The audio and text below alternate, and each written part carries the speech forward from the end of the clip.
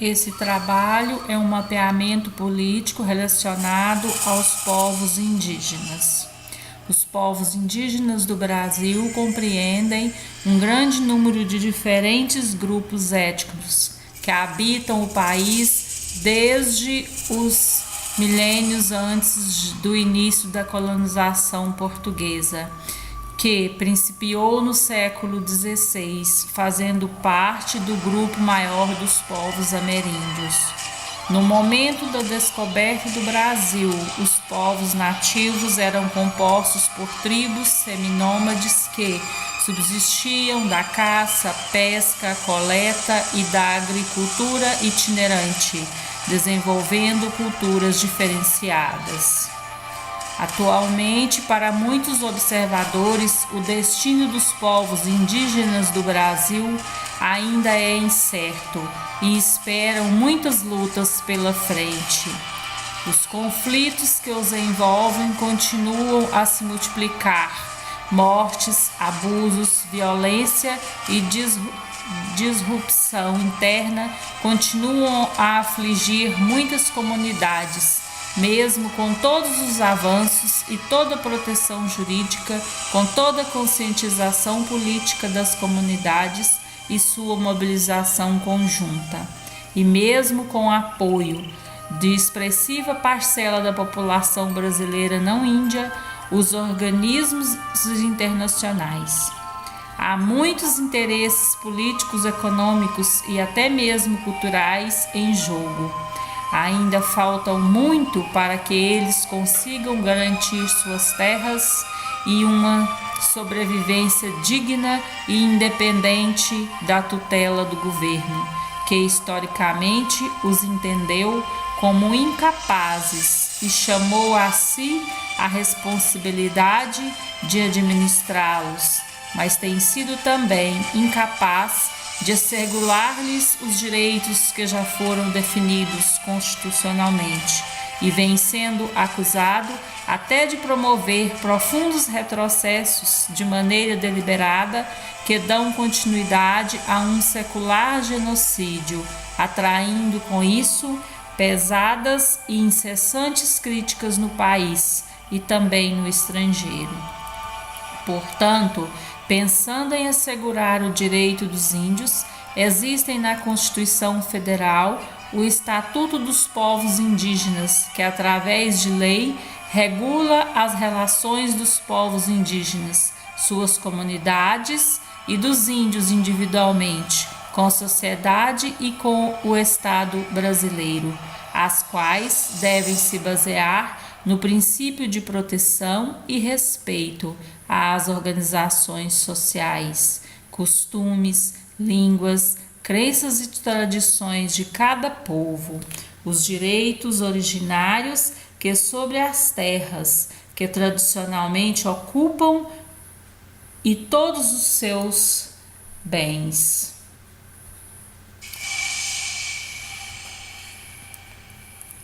E amparados neste estatuto, foram criadas várias organizações pelo Brasil, as dos educadores ambientais, lideranças indígenas, lideranças comunitárias e outros nacionais e internacionais, como a Fundação Nacional do Índio, o Instituto Socioambiental, o Centro de Trabalho Indigenista, o Conselho de Missão entre os Índios, a OPIAC, Organização dos Professores Indígenas do Acre, e a Organização Internacional do Trabalho.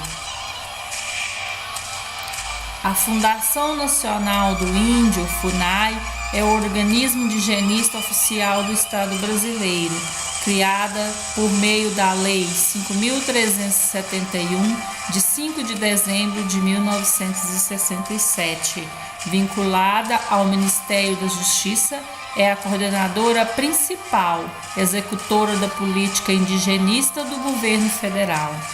Sua missão institucional é promover e proteger os direitos dos povos indígenas do Brasil, cabendo a ela estudar e identificar as delimitações, demarcações e regularização fundiária e registro das terras tradicionalmente ocupadas pelos povos indígenas, além de monitorar e fiscalizar as terras.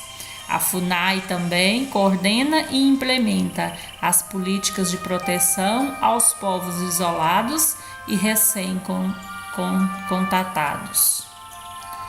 O Instituto Socioambiental, ISA, é uma organização da sociedade civil brasileira sem fins lucrativos, fundada em 1994 para propor soluções de forma integrada a questões sociais e ambientais, como foco central na defesa de bens e direitos sociais coletivos e difusos relativos ao meio ambiente, ao patrimônio cultural, aos direitos humanos e dos povos. Desde 2001, o ISA é uma OCIP, Organização da Sociedade Civil de Interesse Público, com sede em São Paulo e subsede em Brasília, Distrito Federal, Manaus, Boa Vista, São Gabriel da Cachoeira, no Amazonas, Canarama, no Mato Grosso, Eldorado, em São Paulo, e Altamira, no Pará. O CONIM, Conselho de Missão entre Índios, é um órgão da Igreja Evangélica de Confissão Luterana no Brasil. Foi criado em 1982 com a finalidade de assessorar e coordenar o trabalho com os povos indigenistas em todo o Brasil.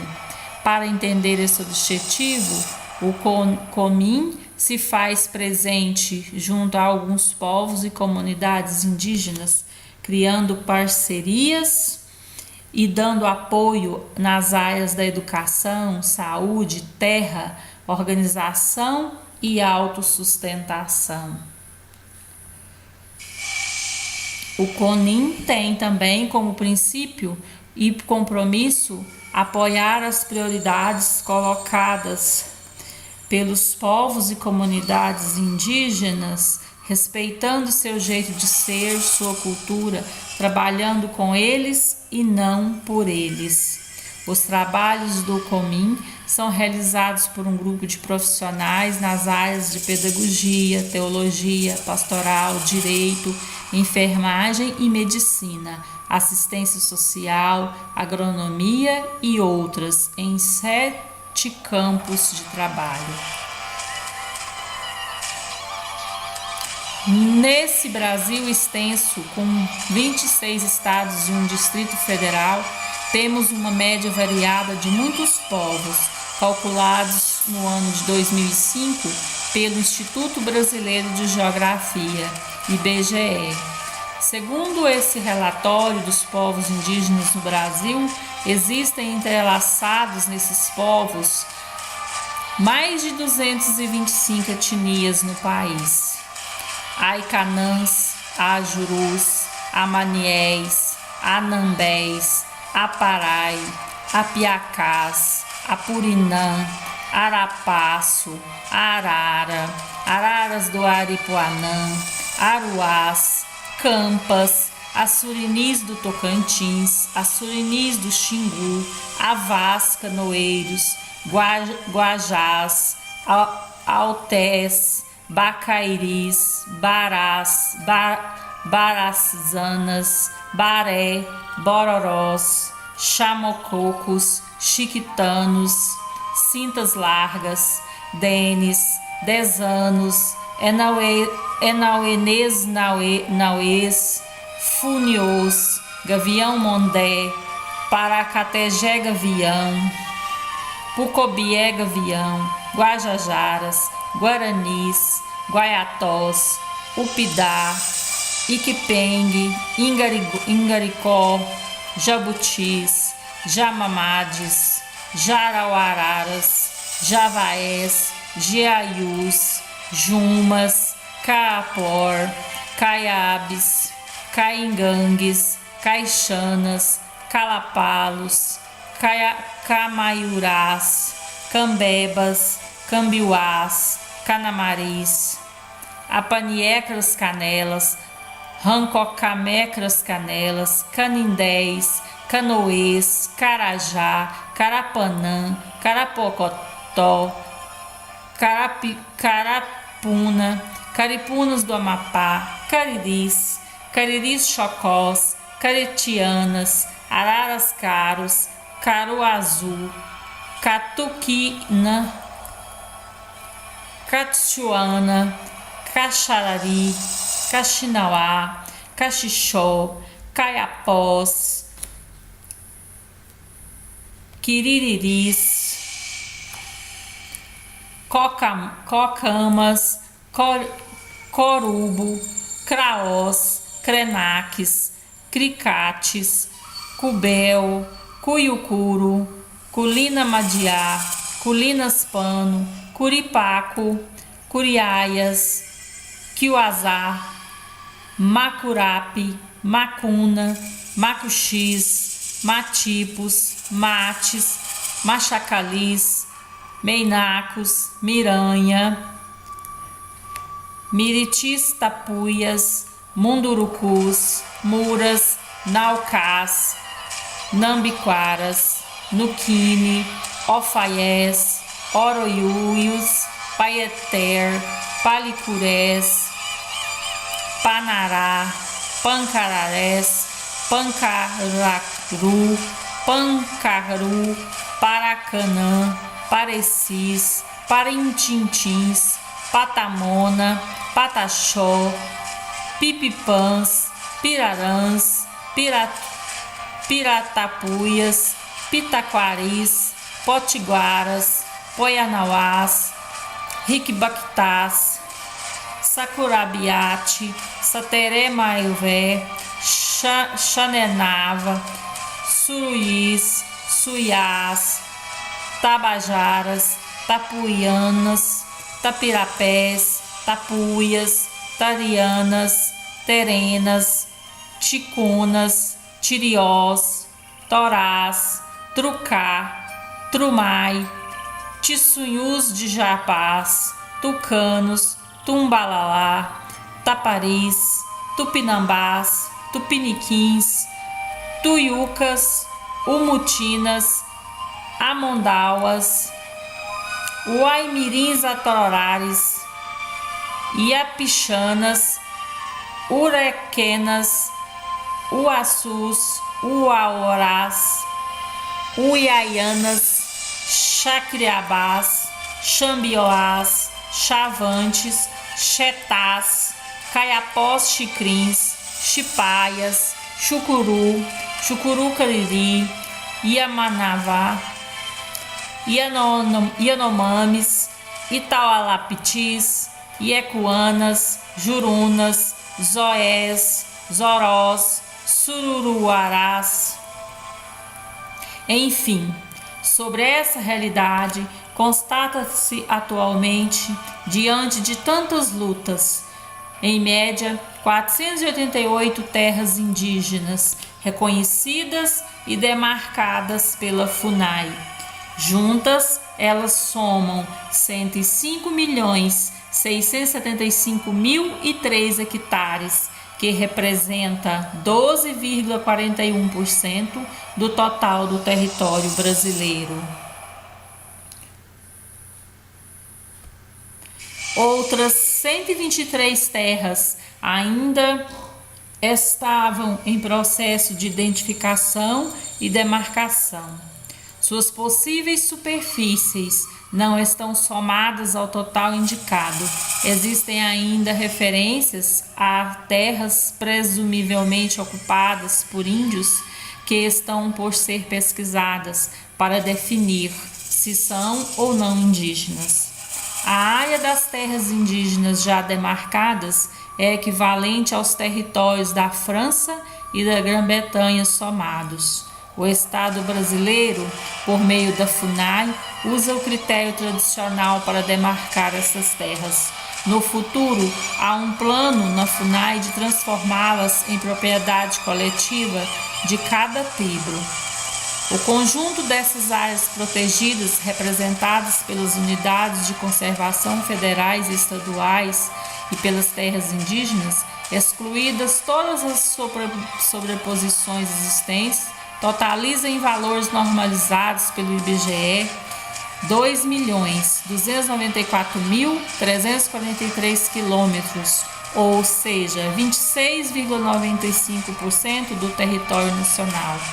Em outras palavras, o alcance territorial deste dispositivo, áreas protegidas, representam de forma inequívoca 27% da superfície do país, restando 73% sobre os quais incidem outros dispositivos da legislação ambiental.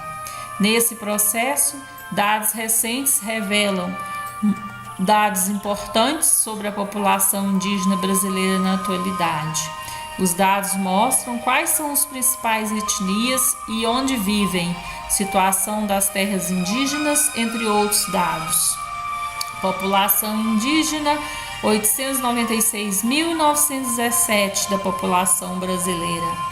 Terras indígenas, 505 terras indígenas, correspondendo a 12,5% do território brasileiro. Nessas terras vivem 517.383 índios, 57,7% de todos os indígenas. São, em média, 305 etnias. As maiores etnias são Ticuna, 46.000, Guarani Kaiowá, 43,4 mil, Caingangue, 37,4 mil, Macuxi, 28,9 mil, Terena, 28,8 mil e Teneterá, 24,4 mil. São 274 línguas. 63,8% vivem nas zonas rurais, 36,2% nas zonas urbanas. E a distribuição por região é 38,2% na região norte, 25,9% na região nordeste, 16% na região centro-oeste, 11,1% na região sudeste, 8,8% na região sul. Estados com maiores concentração de índios é o Amazonas, Mato Grosso do Sul, Pernambuco e Bahia. As terras indígenas mais populosas são Yanomami, Amazonas e Roraima, 27.719, Raposa Serra do Sol, em Roraima, 17.102, Évare 1, em Amazonas, 16.686. A taxa de alfabetização indígena é em média de 76,7% na faixa etária de 15 anos de idade. Principais troncos linguísticos falantes com mais de 5 anos de idade: Ticuna, Guarani Kaiowá, Caingangue e Chavante. Enfim, a realidade dos índios é que, apesar de sua importância, os mesmos ainda são muito discriminados pela sociedade e ainda lutam pelo seu direito de morar em suas terras, conhecido como processo de demarcação. Os povos indígenas têm grande importância para a história do Brasil, por terem manejado os recursos naturais de maneira branda, ou seja, por mais que não fossem naturalmente ecologistas, trataram o meio ambiente de forma que não fosse afetado. A preservação dessas culturas é a única fonte de continuidade que se pode ter, pois muito de suas bases já foram perdidas ao longo do tempo. Permitir com que essa diversidade cultural permaneça trará benefícios a todos nós. Sem dúvidas, diante das idas e vindas em busca dos direitos, a aculturação e outros, a socialização desses povos indígenas gerou a necessidade de integrá-los cada vez mais aos sistemas sociais, econômicos e políticos. Por sua vez, não é um molde ocidental de integração que resultará numa boa inter-relação entre os dois mundos, mas a integração deve ser em aspectos diferenciados, deve-se respeitar suas tradições, onde um posicionamento mantenha suas especificidades culturais face às exigências do desenvolvimento.